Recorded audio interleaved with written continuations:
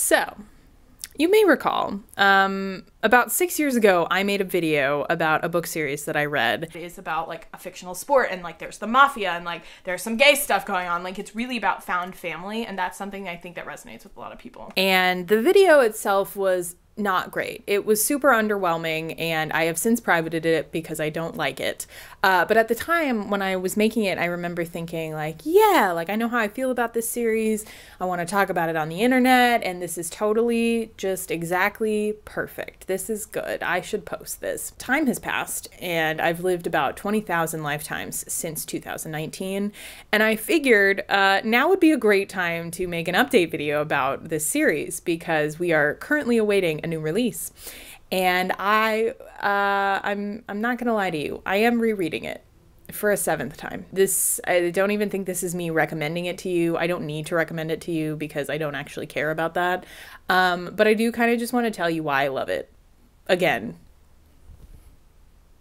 it's all for the game. It's all for the game. It's all for the fucking game, my beloved. So we're less than 2 weeks out. The Golden Raven, the sequel to The Sunshine Court, is coming out on February 22nd, and I wasn't gonna reread before it came out because I just read The Sunshine Court in December. Long story short, I was convinced by one of my friends to pick it up again, and so I started reading All for the Game on audio for the bajillionth time. It's just like become a comfort series for me. I don't even like using the phrase comfort series because that's not how I think about the books that I reread. Like, it isn't comforting to read All for the Game. I just need to see my characters. I need to see my blorbos. I need to for my personal comfort. If you haven't heard me talk about this, God bless. You are so lucky. I am so sorry to everybody else. Maybe you've seen it around. This is like a cult classic on Tumblr. I do think it is a TikTok famous series now. I don't even keep up with TikTok, but like I'm pretty sure it's on Book Talk. It's unconventional. It is self-published, and it is crazy. But if you're crazy, I'm crazy. Like, we get it. We understand. If you know, you know. The girls that get it, get it. Technically, this is a sports series. It's set in 2006, and it follows a group of athletes as they play a sport and make it to the finals. Simple. No. Incorrect. Mafia. This is about a fake sport. It's called Xe. It is like a bastardized version of lacrosse. Do I know how lacrosse works? No. Do I know how Xe works? No. I just kind of smile and wave. The mafia is involved, as I said.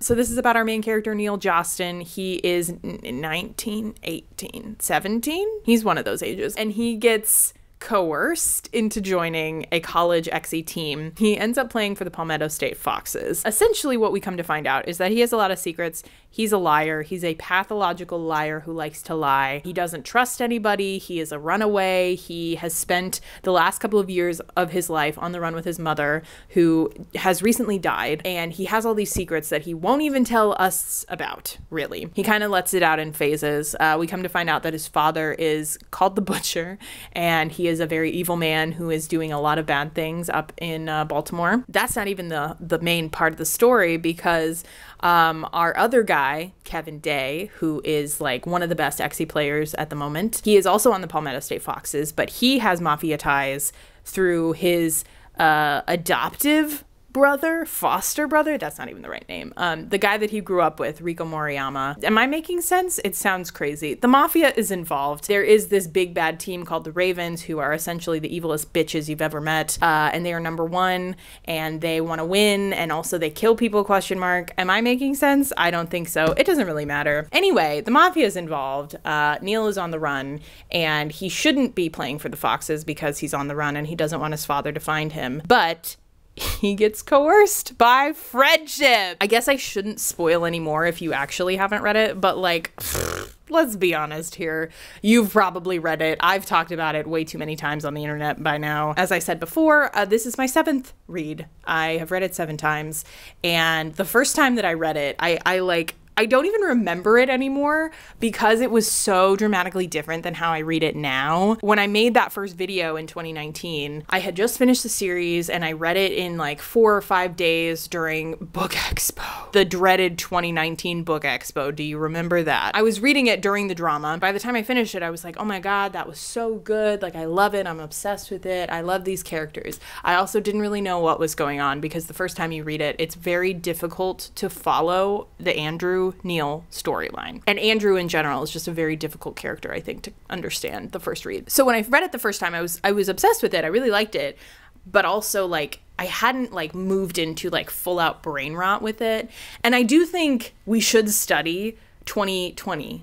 I think we should study 2020 for a lot of reasons. But, like, specifically, like, from a comfort read brain rot perspective, something shifted the summer of 2019 into 2020 because like that was when I read Red, White, and Royal Blue. It's when I read the Foxhole Court the first time. I read a lot of things around that time that really changed the way that my brain works, but it wasn't until 2020 when we were locked in isolation that like I started using my brain rot books as like insane comfort reads.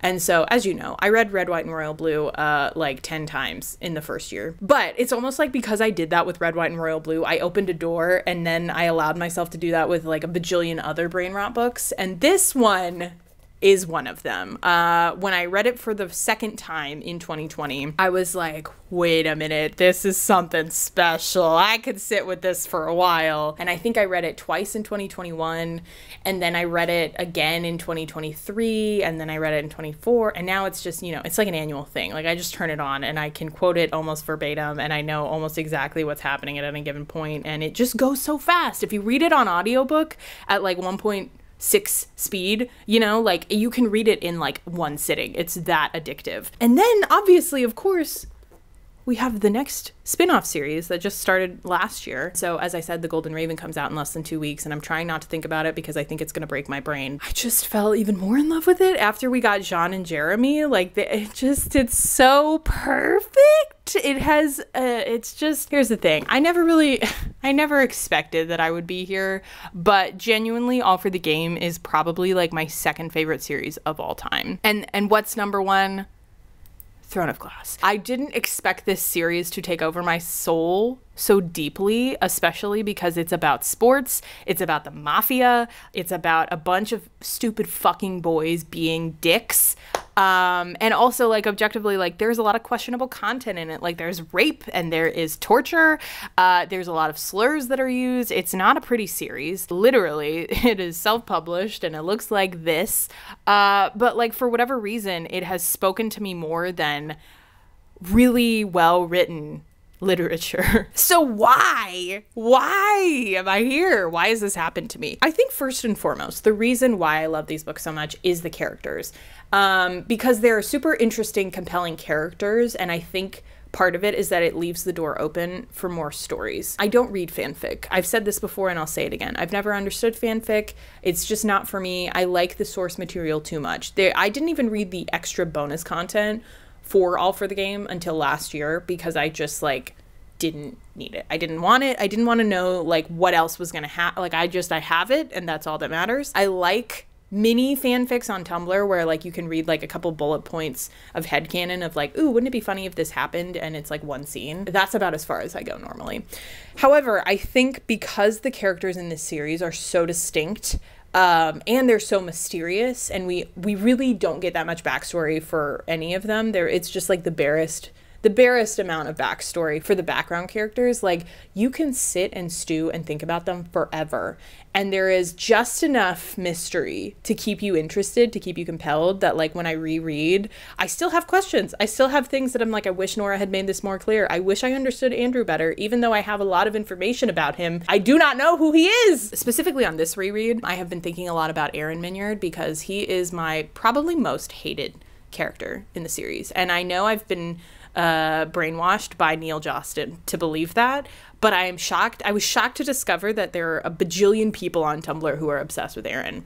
And so I've been trying to like sit with him as a character and kind of understand like why people like him and why he's compelling. And I'm not quite there yet. I've read some essays. I'm getting closer. I do appreciate him more than I used to, but it's the kind of thing like you can read 7 books and now I'm like on this like random B-side character who like is important but objectively is not that important to the story, that like I'm thinking about him constantly and I'm trying to understand him. And because the characters are so, you know, crazy, it also speaks a lot to like the themes of the series. Yeah, it's a dark series. There's torture, there's rape, there's abuse of all kinds.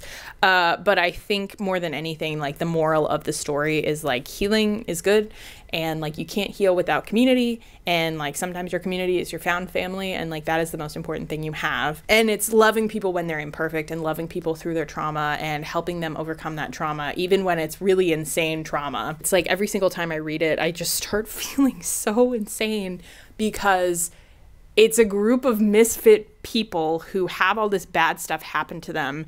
And by all accounts, they should not be able to love. They should not be able to care. They should not be able to come together as a team. And one miserable guy who objectively didn't really think he wanted to live that badly, like has brought all these people together to care. And not only that, but to overcome a lot of obstacles and become like an award-winning, that's not it, to win a championship final as a team and beat the #1 seed. Like, that's crazy. I don't even care about sports, and that's crazy. Yeah, I've been writing essays as I've been rereading because I just am so compelled by Andrew and Neil as a pairing, for obvious reasons. They're a very interesting pair. But I think like watching the two of them interact is one of the most compelling parts of the story because you don't know what's happening. The first time you read it, you're like, are these guys supposed to like get together? And you don't even get to see it until book 3. You know, like book 1, they kind of hate each other. Book 2, they're like reluctantly, like they've decided they'll like stick together, but like they don't really know what that means. I started book 3 recently, and it's so crazy how Andrew gets back from rehab and like objectively he has no emotion. He is flat-faced. He is indifferent to everything. And yet every interaction he has with Neil proves how much he cares about him. He has the littlest touches that he's always like in his like collarbone trying to like get him to pay attention to him. He like is constantly protecting him, trying to get him to stop being injured. He makes sure he uses his phone. Like every single interaction just proves how much they care about each other. They don't even ever say I love you. They really barely become a physical relationship until like closer to the second half of the book, I think. And I can't even take any time to reflect on the Baltimore scene because if I do, I will lose my shit. That scene alone deserves so many awards. It's so crazy. Anyway, I could get lost talking about Andriel for forever. I feel a little bit seen because there is some like demi-ace rep in here. But mostly I think it's all about friendship, and it's about caring for other people and taking the time to like let people come to you and to love the way that people need to be loved. And that is such a rare thing. It's such a rare thing. And especially for someone like Neil, like I do think I see myself in Neil. Not all of Neil, obviously, but I do like find a lot of ways that I relate to Neil. And honestly, I think I see myself in all of them, you know, at any given time, I see myself in every single one of the foxes. And that right there is probably why I am so drawn to this series. It's fine. We're not going to psychoanalyze me. I guess what I'm trying to say is, on the one hand, I cannot relate at all to this series. At all. But on the other hand, I do relate to a lot of the characters, and I think it speaks a lot to redemption and learning how to trust people and allowing yourself to be vulnerable even when it's really, really hard. It's all about healing, you know? And Sunshine Court also is a huge proponent of that, because Jean's story is specifically about him healing from all of his crazy trauma. And obviously I don't know where the rest of this series is going to go. I'm so stoked about it. I'm terrified. Can't not think about it all the time because it's just like the perfect little bubble of joy and trauma and healing and trust and like learning about relationships and understanding how to like trust other people. And it's brain rot, guys. It won't go away. I've tried to make it stop, and it I just keep making it worse, actually. My Tumblr is just all for the game 90% of the time. All of that to say, I don't think I really told you anything of substance, but isn't that the way with brain rot? It just doesn't make sense. It's just in there. It's just lodged up in there. I am unfortunately going to be reading this for the rest of my life, so I guess we'll have to just see how this next book in the series goes. I will be making a video about it. I will be crying about it, probably.